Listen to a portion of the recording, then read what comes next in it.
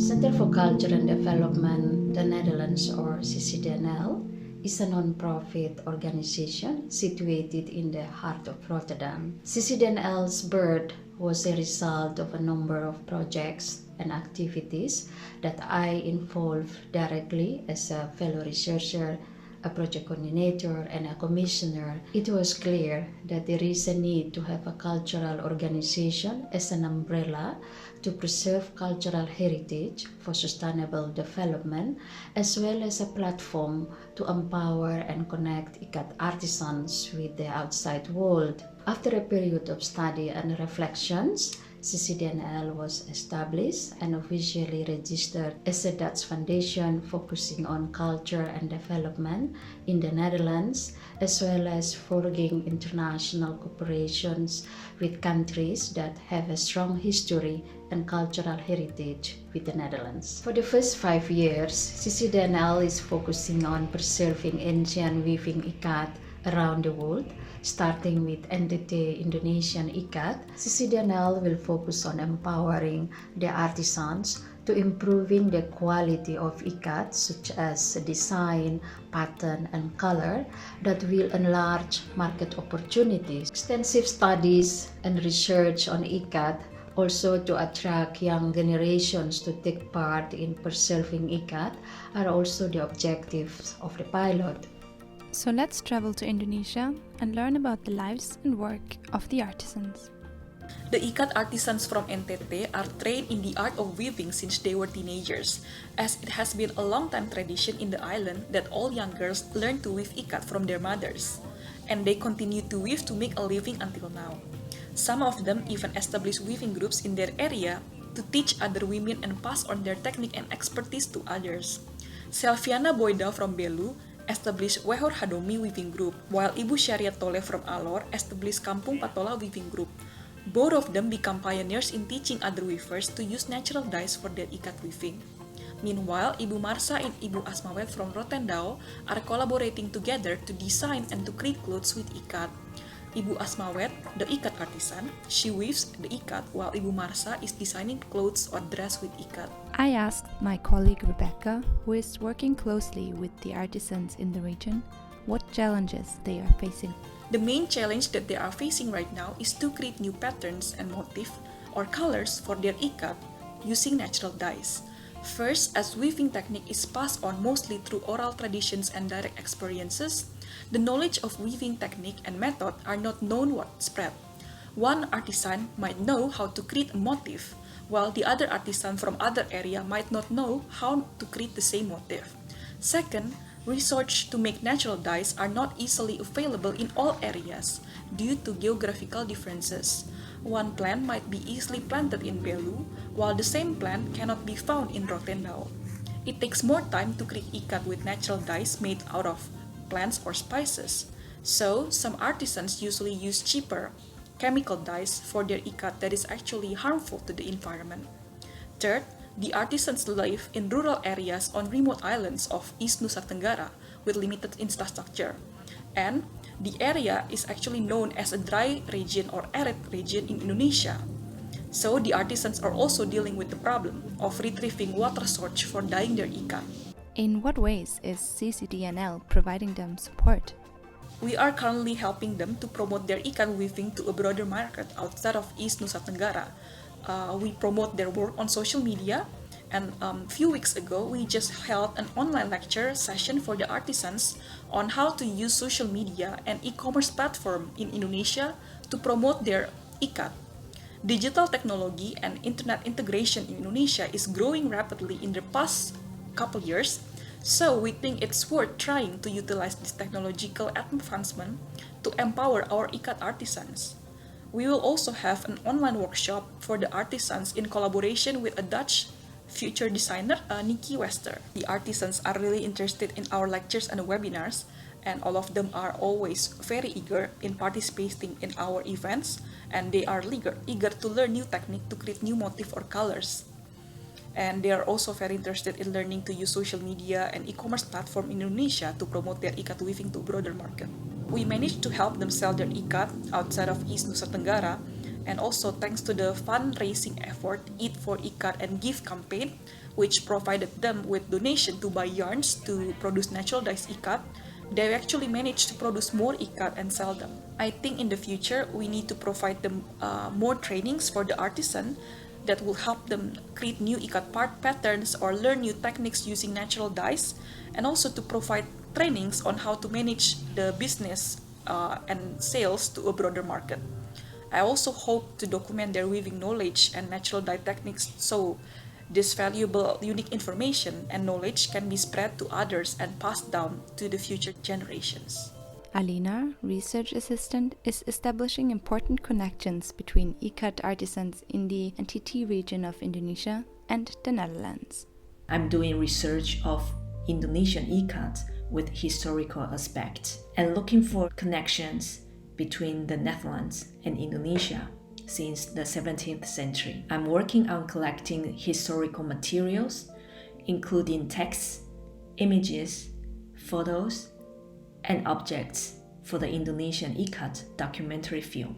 Could you give us an insight into what your research involves?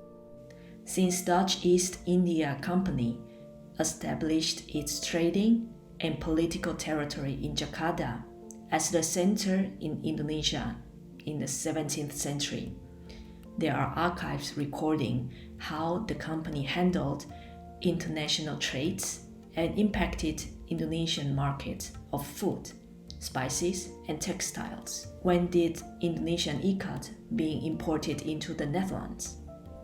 And when have Dutch people started to pay attention on Ikat from NTT Islands are my research questions. And with this curiosity in mind, I start my research to look for the trace and descriptions of Indonesian Ikat from the archives. How are you planning to inform the public about the progress and the results of your research?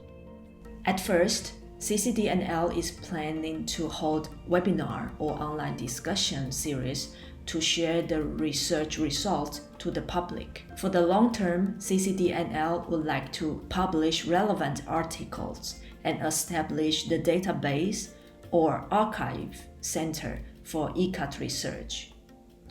Besides, CCD-NL aims to build the connection and network with scholars, museums, academic institutions, and private collectors in the Netherlands.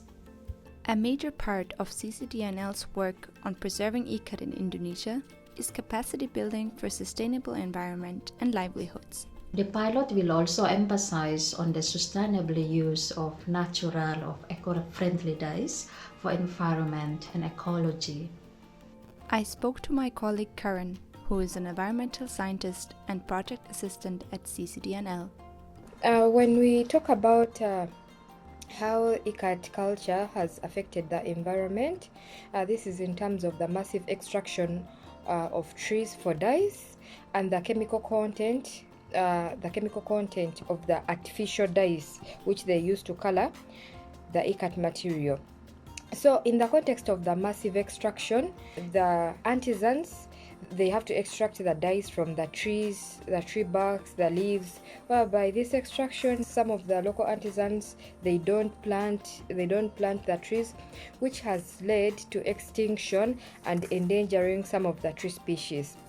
Whereas when we talk about in the context of the artificial dyes, these are cheap and less time consuming, whereby they don't need long term to extract them like the natural dyes, so people have resorted to the artificial dyes, where the wide scale use has led to toxicity of water systems, which has affected the flora and fauna. CCD-NL has already been advocating for environmental conservation in the creative industry, whereby they have only been supporting artisans who make Ikat using natural dyes. The aim has been to initiate as many stakeholders as possible, that is the Dutch designers and the artisans, the legal entity, so that they can create an environmental campaign in the creative industry.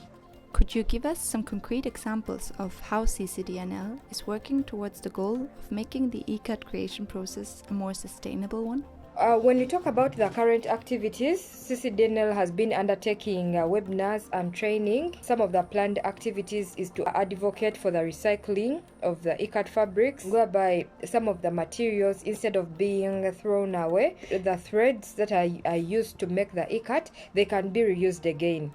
Tree planting for dye extraction, research in artificial dyes where there is limited information about the effect to the public health and the environment, and also training as a form of capacity building so that the perspective of more artisans can change towards environment in the creative industry. We see there is an impact whereby now the artisans who are dealing with CCD-NL, they have got they are recruiting other friends to work with CCD-NL, and most of them they are specializing in making ikat using natural dyes. In light of the current global pandemic, CCD-NL had to adapt its strategy accordingly, and we regard it as one of our most important missions to provide support in these challenging times.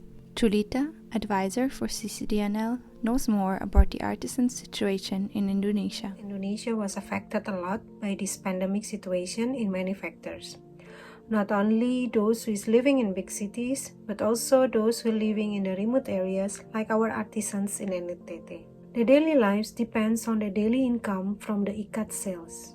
In this situation, they have difficulties in selling the ikat because no demand and no tourists coming to the area, and all the exhibitions and stores are closed. If there is no action taken, we are afraid that they cannot fulfill their daily needs, paying for their children's educations and others. CCD-NL launched and established an online platform last year to adapt to the current situation.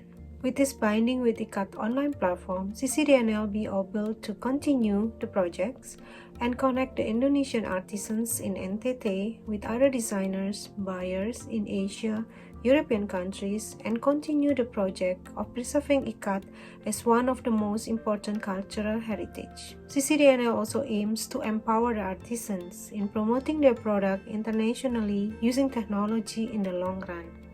As part of this project, we are organizing webinars on a regular basis.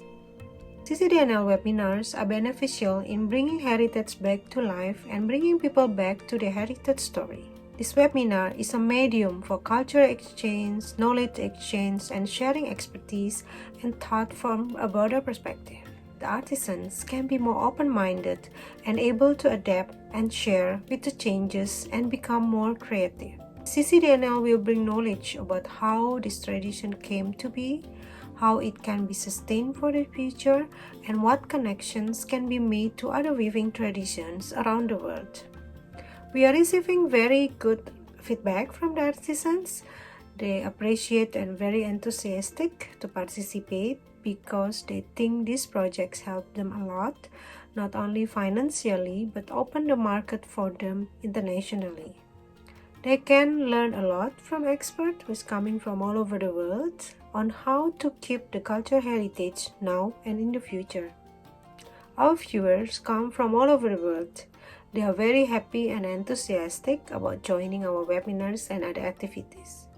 They found that CCD-NL programs are interesting, innovative, creative, have a clear goal, and focus on sustainability of Ikat culture heritage internationally. What can we expect of the future program of CCD-NL? We are planning many activities. First, we will continue our webinars and breaking down into smaller workshops so the artisans, designers, and organizations can work very closely and get a better understanding to achieve a good and fast result. Second, we also helping and educate artisans in using online platform. So examples, they can sell their products during these pandemic situations. Third, we just launched a project with Dutch designer Jacob de Ban in connecting Ikat artisans in Indonesia and Japan in design and manufactures new modern concepts to attract more buyers. Next, we continue actively our fundraising campaign to support the artisans out from this COVID-19 crisis. Last, we keep and extend also our network in promoting Ikat by building up collaborations and international cooperation project together. We are especially excited about the upcoming collaboration with the Dutch designer. So let's hear more about it from himself. My name is Jacob de Baan. I'm doing product design, I'm doing design management for big clients, and I'm doing teaching.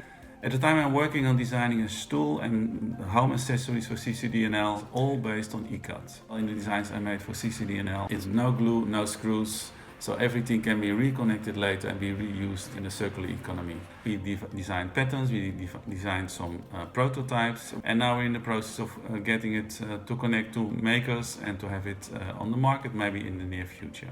The aim of this project is to help people in Indonesia to find new ways to develop Ikat for modern furniture and fashion, and to help them make more business, but of course to keep the tradition alive and connected to nowadays world. It's important that we connect worldwide on level of heritage. So for me, to connect Dutch design to this heritage of Ikat is very nice to do.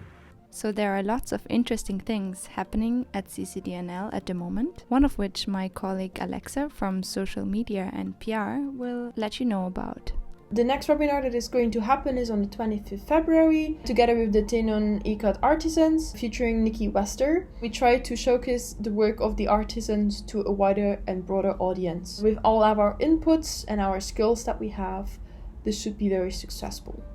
Please visit our website and our social media channels to stay up to date with our program. And consider donating to support us.